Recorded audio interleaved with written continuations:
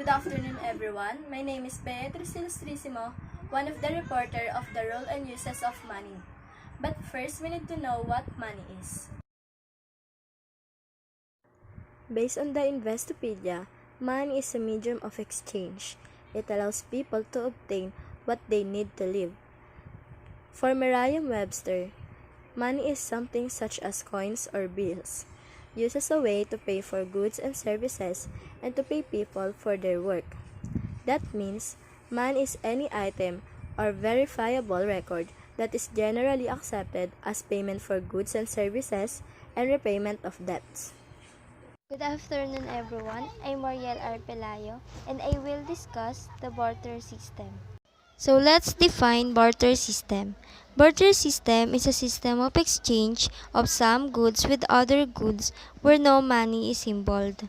In ancient time, it is the simplest form of exchange between two or more parties na kung saan ang mga tao ay nakikipagpalitan ng serbisyo or produkto and other goods and services in return without the use of money. And also, barter system is the oldest system of trading because this system has been used for centuries and long before money was invented. And today, barter is global because we are in advanced technology using social media. Mas lumawak or mas nag-expand yung barter system natin at mas naging popular ito simula nagkaroon ng pandemya. So let's discuss the evolution of barter. History can be traced back to 6000 BC. Introduced by Mesopotamia tribes, bartering was adopted by Phoenicians. It means Phoenicians bartered goods to those located in various other cities across oceans. As a result, Babylonians also developed an improved bartering system where goods are initially used to trade weapons, food items, tea, and spices. And even Roman soldiers' salary was paid in barter by offering salt. That time, yung salt ay may mataas pang value noon. That's why salt was another popular item to exchange. And during the Great Depression, bartering became popular in the 1930s due to lack of money. It was used to obtain food and various other services. So let's talk about barter system limitation. So dahil hindi pa na-imbento ang pera noon, nagkaroon ng limitation or difficulties ang barter system. At ang una dyan ay lack of double coincidence of wants. In these situations, both buyers and sellers, nagkakaroon sila ng difficulty in terms fulfillment of mutual wants. And the second one is lack store of value. In the previous barter system, hindi mo po pwedeng maitabi yung mga goods for long time because some of goods are perishable in a short period and that time wala pang enough storage to store the goods. The next is lack of divisibility of commodities. In these situations, we cannot divide all the commodities into small units. And lastly, lack of common measure of value. In the previous barter system, all commodities are equal. And in this situation, both buyer and seller, hindi na nila na-measure yung value ng mga produktong ipinagpapalit nila just to meet the intensity of demand for each other's good. The birth of metal as a medium of exchange. First metal money and coins in 1000 BC or before Christ. Bronze and copper and iron, imitation of cowrie shells were manufactured by China about 1000 BCE and could be considered some of the earliest form of metal coins. Metal tool coins in shapes such as swords and spades were also first used in China. These early metal monies developed into primitive version of round coins. Chinese coins were made out of base metal, often containing holes, so they could be put together like a chain. So let's proceed to the next topic, which is evolution of money. There are 5 stages of evolution of money. There are commodity money, metal money, paper money, plastic money, and the last one is cryptocurrency. So, how did individuals acquire the goods they lack? Alternatively, how do they plan to pay for what they require? Return with me to a time when money did not exist. Let's go to the definition of barter. What is barter? Barter is an act of trading goods or services between two or more parties without the use of money. That means people engage in bartering in order to obtain the items they require. The first stages of evolution of money is the commodity money. But first, what is commodity? A commodity is any useful or valuable thing, especially something that is bought and sold. A commodity money is a physical good that consumers universally use to trade for other goods. In other words, it is like the money we use today, but has an actual value. For example, gold was used as money, but also in the manufacturing of jewelry, so it had value outside its use as a medium of exchange. In economics, this is known as intrinsic value. When we say intrinsic value, it is a measure of what an asset is worth. There are examples of commodity money, and they are alcohol, cocoa beans, copper, gold, silver, salt, seashells, tea, and tobacco. Later on, commodities became inconvenient for commercial trades due to changes in their values, the fact of indivisible and easily perishable, therefore checking the accumulation of wealth. The next one is metal money or metallic money. Metallic money is that money whose value of money is greater than the commodity value of money. It refers to those coins prepared from various metals like gold, silver, bronze, nickel, and etc. In this, traders and kings used to stamp their marks on coins to ensure that metal is of uniform quantity and quality. The first official currency is minted. In 600 BC, Lydia's king Ariatis minted the first official currency. The coin were made from electrum. Electrum is a mixture of silver and gold that occurs naturally, and the coins were stamped with pictures that acted as denomination. You can see that there is a photo. It is the gold coins originally used by Lydian merchants. Chinese create object that resembles modern-day coin. Sometime around 770 BC, the Chinese moved from using actually usable objects, such as tools and weapons, as a medium of exchange to using miniature replicas of these same objects that had been cast in bronze. Due to impracticality, nobody wants to reach into their pocket and impale their hand on a sharp arrow. These tiny daggers, spades, and hoes were eventually abandoned for objects in the shape of a circle. This object became some of the first coins. There are two types of metal money. They are full-bodied coin and token coin. When we say full-bodied coin, it refers to the metallic money which is made up of pure and superior metals like gold and silver. This type of metallic money has the intrinsic value of coin is equal to or greater than face value. But when we say token coins, it refers to the metallic money which is made up of impure and inferior metals. This type of metallic money has the intrinsic value of coin is lower than its face value. The next is paper money. Paper money is money consisting of government notes and banknotes. Paper money is a country's official paper currency that is circulated for the transactions involved in acquiring goods and services. In the US, paper money is considered fiat money. This means that it has no actual value except as an accepted medium of exchange. Before 1971, this was not the case. U.S. banknotes were backed by a certain amount of gold, which was dictated by the Federal Reserve.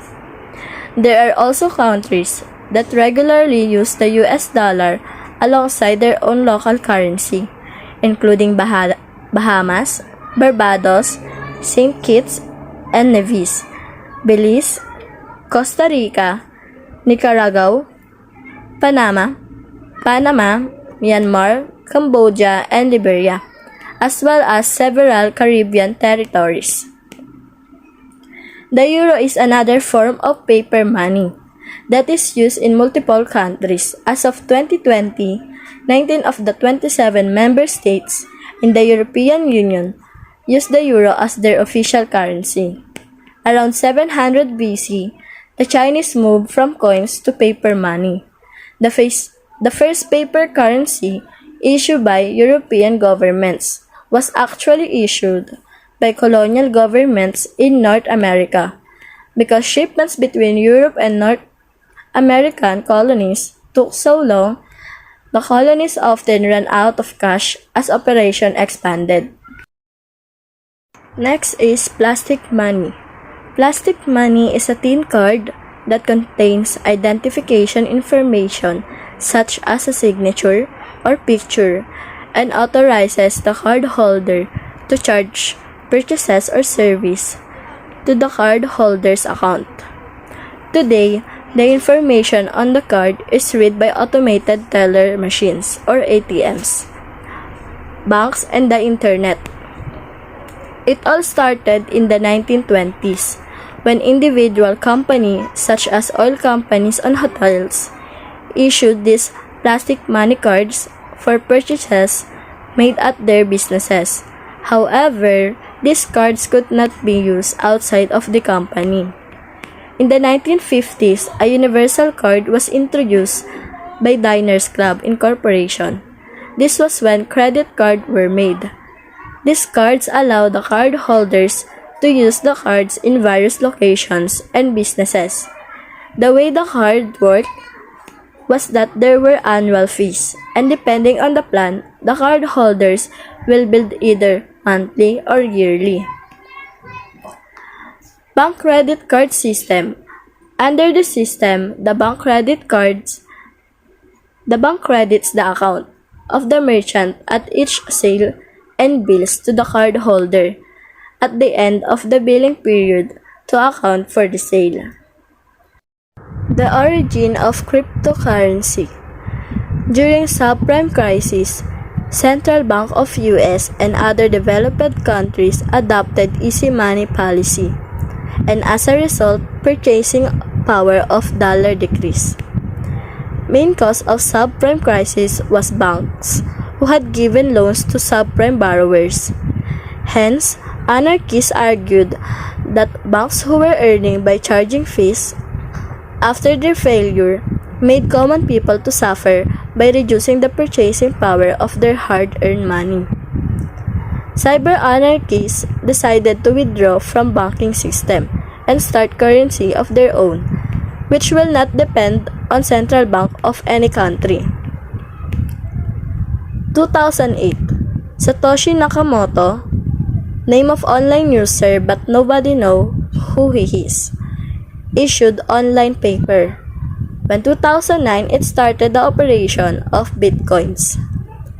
2016, Australian businessman Craig Wright claimed that he is Satoshi Nakamoto, but majority don't believe this. When 2020, price of Bitcoin started to rise amid corona crisis due to fear that governments will print money in excessive amounts to cover the fall in tax collections and to cover unemployment benefits. When we say cryptocurrency, it is a digital currency created, stored, and transacted using blockchain technology. Examples of these are Bitcoin, Digicoin, Litecoin, Ethereum, Laxmi Coin, and etc. Bitcoin, invented by Satoshi Nakamoto, who is anonymous, is the most popular. Let's watch a video about the evolution of money for additional knowledge.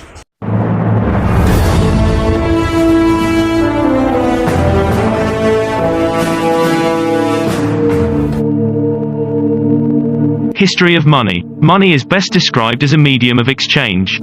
The concept of money has been around since the dawn of human civilization. Money allows an individual to trade what he has for what he needs or wants. Currently, there are over 150 currencies used worldwide. 70% of the monetary value in the world is denoted in the US dollar, euro, UK pound, Japanese yen, and Chinese yuan. Bartering. Dawn of civilization. Obsidian, a glass-like volcanic rock, was one of the earliest forms of money. 9000 BC, humans began to grow crops and cattle. This gave birth to bartering, where livestock and grain were exchanged for other items which were deemed essential or useful at the time. 2279 BC, the ancient Babylonians defined the first guidelines for money and established a form of measurement called the shekel. Cowrie shells to metal coins. 1300 BC, cowrie seashells were used as money in areas as diverse as Africa, South Asia, Australia and Oceania. 1100 BC, early Chinese civilizations are credited for the first use of standardized currency in the shape of miniature, bronze casts of replica knives and spades. 687 BC, other civilizations started developing their own unique coins. The first official currency ever was minted out of gold and featured a roaring lion's head. 300 BC, the Roman Empire established its own currency, known as denarius. These coins were mostly minted out of silver and depicted important symbolic images about the Roman Republic. Paper money. 118 BC, the Chinese issued the first ever leather banknote. It was made out of a rare white deerskin and its edges were painted with bright colors. 701 AD, paper notes initially appeared in the 7th century, during the Tang dynasty, but their widespread use only became prevalent much later. 1661 AD, the first European banknotes were printed in Sweden by Stockholm's Banco. They were redeemable against their stated amount of silver coins, held by the bank.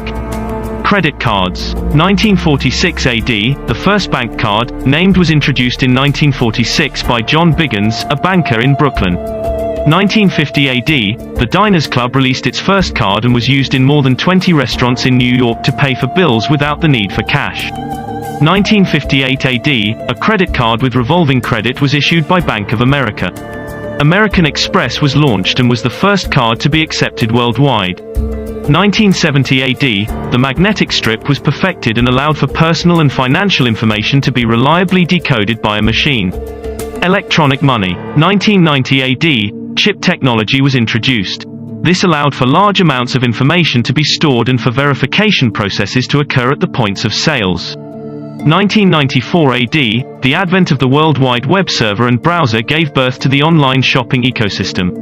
1997 AD, European banks began to offer mobile banking with primitive versions of smartphones. 1998 AD, PayPal was founded in California and it allowed its members to leverage the medium of the internet to make payments and transfer money. Cryptocurrencies. 2008 AD, an entity known as Satoshi Nakamoto posted a paper titled Bitcoin, a peer-to-peer electronic cash system. 2012 AD, another cryptocurrency known as Ripple was created.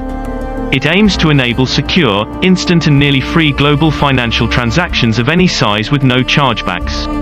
2016 AD, Bitcoin and blockchain-related technologies start permeating in the mainstream media. Thank you. So let's proceed to characteristic of gold. Gold is a metallic that has played a role in finance and culture since antiquity. And they are the characteristic of gold. First is valuable, because gold has intrinsic value in the world history. Gold used as money for exchange, as a store of value, and as value jewelry and other artifacts. And the second is durable. Gold is the most malleable of all metals, and it cannot be easy to destroy. Gold also has several financial advantage when compared to other assets because gold has no time limit and no shelf life. It also used as a investment and defensive asset, particularly against inflation. And lastly, gold cannot be counterfeited or inflated. There are three forms of money: commodity, fiat, and fiduciary money. Commodity money is a money whose value comes from a commodity of which it is made. Commodity money consists of objects having value or use in themselves, as well as their value in buying goods. Fiat money is a government-issued currency that is not backed by a commodity such as gold. Fiat money gives central banks greater control over the economy because they can control how much money is printed. Most modern paper currencies, such as US dollar, are fiat currencies. Fiduciary money refers to banknotes and coins in circulation in the economy. This is the liquidity available to economic actors to carry out transactions. It is a means of payment. Money has three primary functions. It is a medium of exchange, a unit of account, and a store of value. A medium of exchange is an intermediary instrument or system used to facilitate the sale, purchase, or trade of goods between parties. For a system to function as a medium of exchange, it must represent a standard of value. Further, all parties must accept that standard. In modern economies, the medium of exchange is currency. The next one is unit of account. It is a standard numerical unit of measurement of market value of goods, services, and other transactions. It is a standard of relative worth and deferred payment, and as such is necessary prerequisite for the formula of commercial agreement that involve debt. To function as a unit of account, money must be divisible into smaller units without loss of value, fungible, and a specific weight or size to be verifiably countable. The third function of money is a store of value. It's an asset, currency, or commodity that maintains its value over a long period. An item would be considered a store of value if its value is either stable or increases over time but doesn't depreciate. Store of value money must be reliably saved, stored, and retrieved. It must be predictably usable as a medium of exchange when it is retrieved. Our next topic is classification of money. Money can be classified as full-bodied money, representative full-bodied money, and credit money. Any unit of money whose face value and intrinsic value are equal is known as full-bodied money. Money value is equals to commodity value. For example, during the British period, 1 rupee coin was made of silver and its value as money was same as its value as a commodity. The next is representative full-bodied money. It refers to money which is usually made of paper. The value of representative full-bodied money is much higher than its value as a commodity. It is accepted as money as it can be conveniently used for carrying out transactions. Such a type of paper money is 100% backed by metallic reserve of gold or silver and is redeemable at the option of the holder. For example, in case of convertible paper receipts, a person can exchange the amount stipulated on the paper receipt for equal value of gold. There are two kinds of representative money. First is convertible paper money. It refers to the currency notes which are freely convertible into full-bodied money, gold or silver, at any time at the option of the holder. However, 100% backing of gold or silver is not desired as all the notes in circulation are not simultaneously presented for conversion. The next one is inconvertible paper money. It is that kind of paper money which cannot be convertible into full-bodied money at the option of the holder. However, it circulates and commands value as its issue is regulated by a responsible government. This money does not have any backing of standard coins or bullion. Indian 1 rupee note is a good example of inconvertible paper money. Next classification of money is the credit money. Credit money refers to the money whose intrinsic value is much lower than its face value. Money value is greater than the commodity value. For example, face value of Rs100 note is Rs100, but we would get a much lower value if we sell the note as a piece of paper. Credit cards, bank deposits are other examples of credit money. Rs means is the basic money of the Pakistan. There are various forms of credit money. First is token coins. Token coins refers to small coins of various denominations, which are issued to facilitate day-to-day requirements of the people. Next one is representative token money. It is 100% backed and is fully redeemable in some commodity such as gold or silver. Next one is circulating promissory notes issued by central bank. These are currency notes issued by Reserve Bank in India. And the last one is demand deposits in bank. Deposits are claim of creditors against banks. So let's talk about establishing monetary system. Monetary system is a system by which a government provides money in a country's economy.